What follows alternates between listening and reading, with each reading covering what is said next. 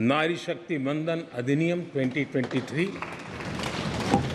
जम्मू कश्मीर पुनर्गठन विधेयक, भारतीय न्याय संहिता, भारतीय साक्ष्य बिल, भारतीय नागरिक सुरक्षा संहिता, सामाजिक सुरक्षा संहिता, digital personal data protection bill, मुस्लिम महिला विवाह अधिकार संरक्षण विधेयक, transgender persons protection of rights bill, consumer protection bill, direct tax विवाद से विश्वास विधेयक, सामाजिक आर्थिक और राष्ट्रीय महत्व के ऐसे कितने ही महत्वपूर्ण ऐतिहासिक कानून 17वीं लोकसभा में आपकी अध्यक्षता के अंदर इस सदन ने पारित किए हैं और देश के लिए एक मजबूत नींव बनाई है।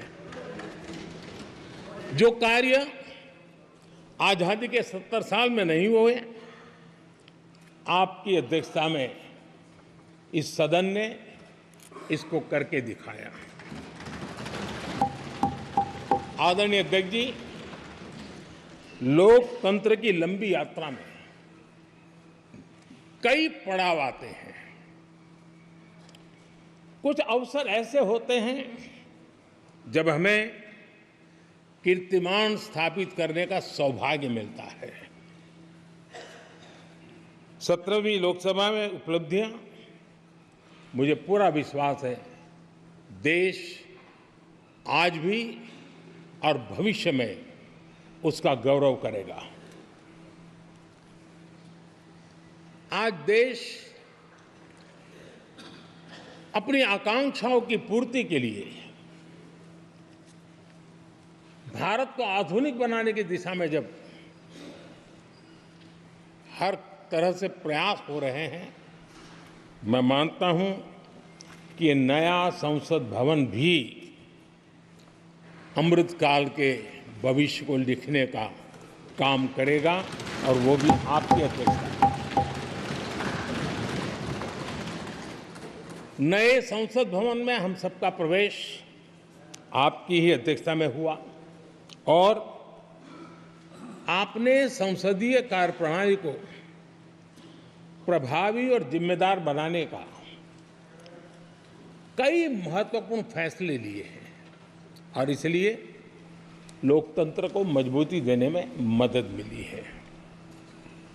लोकसभा में हम पेपरलेस डिजिटल व्यवस्था से आज काम कर रहे हैं। पहली बार आपने सभी माननीय सांसदों को ब्रीफिंग के लिए एक व्यवस्था खड़ी की। इससे माननीय सांसदों को भी आवश्यक रेफरेंस मटेरियल मिला।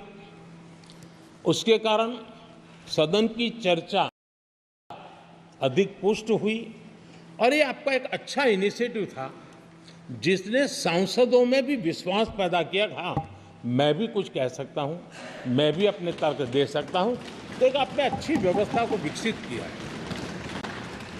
आदरणीय अध्यक्ष जी, G20 भारत की सफलता के एक महत्वपूर्ण पृष्ठ है, लेकिन बहुत कम चर्चा हुई है, वो है P20।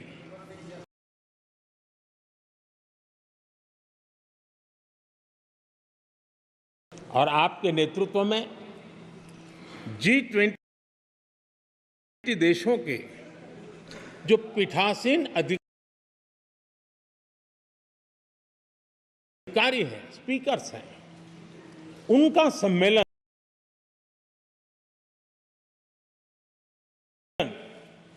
आपकी अध्यक्षता में हुआ और अब तक P20 के जितने सम्मेलन हुए उसमें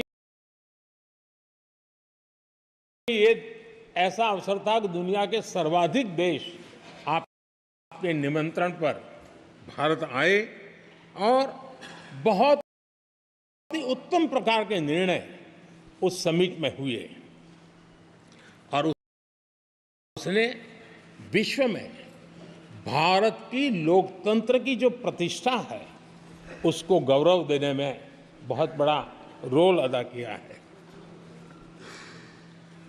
आदरणीय अध्यक्ष जी, ये हमारा भवन ये सिर्फ 4 दीवारें नहीं है।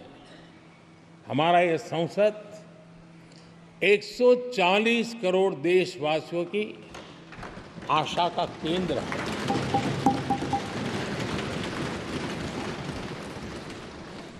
संसद की कार्यवाही, जवाबदेही और आचरण हमारे देशवासियों के मन में लोकतंत्र के प्रति जो उनकी निष्ठा है उसको और अधिक मजबूत बनाता है। आपके मार्गदर्शन में 17वीं लोकसभा उसकी प्रोडक्टिविटी 25 साल के हाईएस्ट लेवल पर 97% रही और इसके लिए सब माननीय सदस्य तो अभिनंदन के अधिकारी हैं, लेकिन आप विशेष अभिनंदन के अधिकारी हैं। कोरोना जैसे मुश्किल कालखंड में आपने हर सांसद से व्यक्तिगत फोन पर बात करके उनका हाल पूछा। कहीं किसी सांसद की बीमारी की खबर आई तो आपने सदन के अध्यक्ष के नाते व्यक्तिगत रूप से उसकी चिंता की और वो सभी दल के सांसदों से जब मुझे सुनने को मिलता था, मुझे बड़ा गर्व होता था कि जैसे आप इस सदन के परिवार के मुखिया के रूप में उस कोरोना कालखंड में भी व्यक्तिगत चिंता करते थे। कोरोना काल में भी आपने सदन का काम रुकने नहीं दिया। सांसदों ने भी आपके हर सुझाव को सर आंखों पर चढ़ाया। किसी को ऊपर बैठने के लिए कहा तो वो वहां जाके बैठा, किसी को दूसरे जगह भी जाके बैठने के लिए कहा तो वो भी बैठा, लेकिन देश के काम को किसी ने रुकने नहीं दिया। लेकिन आपने ये जो फैसले किए उसका परिणाम है कि हम उस कठिन कालखंड में भी कार्य कर पाए। और ये खुशी की बात है कि कोरोना काल में सदन ने 170% प्रोडक्टिविटी, ये अपने आप में दुनिया के लिए एक बहुत बड़ी खबर है। आदरणीय अध्यक्ष जी, हम सब चाहते हैं कि सदन में आचरण, सदन के नियमों का पालन हम सब करें और आपने बड़े सटीक तरीके से, संतुलित तरीके और कभी कभी कठोरता के साथ भी फैसले लिए हैं। मैं जानता हूं कि ऐसे निर्णय आपको पीड़ा भी देते हैं, लेकिन सदन की गरिमा और व्यक्तिगत पीड़ा के में आपने सदन की गरिमा को पसंद किया और सदन की परंपरा को बनाने का प्रयास किया। ये साहसपूर्ण काम के लिए भी आदरणीय अध्यक्ष जी आप अभिनंदन के अधिकारी हैं। मुझे विश्वास है आदरणीय अध्यक्ष जी, आप तो सफल होने ही वाले हैं, लेकिन आपकी अध्यक्षता में ये 18वीं लोकसभा भी बहुत सफलतापूर्वक देश के नागरिकों के सपनों को पूर्ण करेगी। मैं फिर एक बार आपको इस महत्वपूर्ण दायित्व के लिए और देश को विकास की नई ऊंचाइयों पर ले जाने वाले इस सदन की अध्यक्षता के लिए हृदय से बहुत बहुत शुभकामनाएं देता हूं, बहुत बहुत बधाई देता हूं। श्री राहुल गांधी जी।